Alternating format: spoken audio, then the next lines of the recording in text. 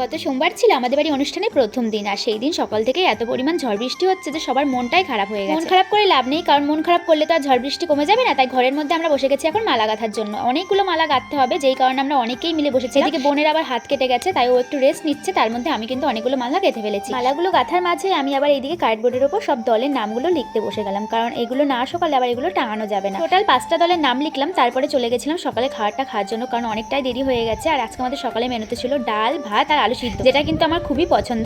খাওয়া শেষ করতে না করতে আবারও দেখি বেশ পরিমাণ বৃষ্টি শুরু হয়ে গেছে। আর এবার এমন বৃষ্টি শুরু হয়ে চারিদিক পুরো জলে ছাপিয়ে যাচ্ছে। আর এই জায়গাটায় করা হয়েছিল রান্নার জায়গা, আর এই জায়গাটার অবস্থা দেখতে পেয়েছো। অনেকক্ষণ বৃষ্টি হওয়ার পর এখন কিন্তু বৃষ্টিটা একটু কম আছে, তাই এই ফাঁকেই কিন্তু জল ভরতে যাওয়া হচ্ছে। জল ভরতে যাওয়ার জন্য একটা কীর্তনের দল বলা হয়েছিল, বৃষ্টির কারণে ওরা আর আসতে পারেনি, যেই কারণে শুধুই যেতে হবে। এর মধ্যে রাস্তাঘাট ছিল কাদা কাদা, তাই ভাবলাম যে সবাই মিলে গিয়ে আর কোনো কাজ নেই, আমাদেরও যাওয়ার কথা ছিল, তো আমরা এখন আর যেতে পারবো না। কয়েকজন মিলে টোটোতে করে যাবে। তার আগে আবার গোসাই দাদু সবাইকে একটু তিলক চন্দন পরিয়ে দিচ্ছিল, এখানে আমাকেও পরিয়ে দিল। আর এখানে জানো, আমি তো তিলক চন্দন করতে গিয়ে খাইছি বকা, কারণ এতটা উঁচুতে টিপ পরি আমি, যেই কারণে দাদু আমাকে পুরো বেকা পরাই দিয়েছিল। আর যেটা পরে মুছতে হয়েছিল বলে আমি খাইছিলাম বকা। এই কপালের উঁচুতে টিপ পরার জন্য আমি অনেকের কাছেই বকা খাই, কিন্তু জানি না কেন আমার উঁচুতেই টিপ পরতে বেশ ভালো লাগে। না অনেক বকবক করে ফেলেছি, এবার চলো তাড়াতাড়ি করে জল ভরতে যাওয়া যাক, নাহলে আবারও বৃষ্টি চলে আসবে। দেখেছো চারিদিকটা কি পরিমাণ মেঘ করে আছে। যেহেতু আমরা নদীর ঘাট পর্যন্ত যাবো না, সেই জন্য ভাবলাম যে চলো রাস্তা পর্যন্ত যাওয়া যাক, কয়েকজন যারা যাচ্ছে তাদের একটু ভিডিও করে রাখি। সবাই যখন যাচ্ছিল আমাদেরও কিন্তু বেশ মন খারাপ লাগছিল, কিন্তু কিছু করার নেই। এবছর হলো না, নিশ্চয়ই পরের বছর হবে। গত বছর তো এই দিনটা বাদ দিয়ে বাকি 2 দিনই ছিল রেমাল ঝড়। কি আর বলবো, সেই দিনগুলো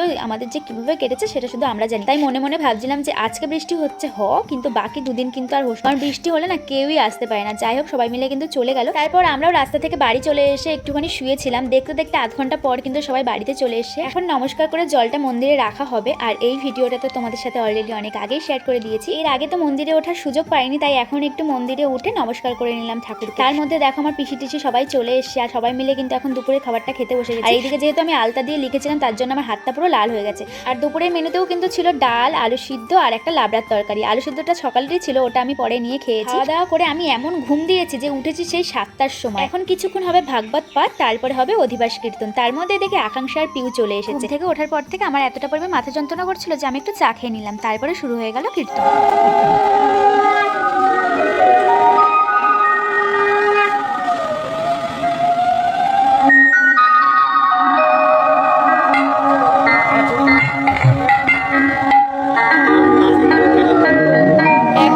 অধিবাস কীর্তন, আর কাল সকাল থেকে শুরু হবে নাম কীর্তন। এক এক করে কিন্তু সবাই আসতে শুরু করে দিয়েছিল। প্রথমে আসলো বৃষ্টির, আর তারপরে দেখি পূজারাও কিন্তু চলে এসেছে। আর জানো তো, আমার হাতে একটা ছোট্ট কাঁকড়া বিছে কামড় দিয়েছিল, যেই কারণে আমার হাতটা প্রচুর পরিমাণ জ্বালা করছে। তারপর কাকা একটা বিষ পাতা লাগিয়ে দিল, এখন একটু জ্বালাটা কম আছে। তারপর সবাইকে খেতে দিয়ে দেওয়া হলো। আর আজকে রাতের মেনুতে ছিল ডাল আর 2 রকম তরকারি। তো চলো আজকের মতো টাটা সবাইকে।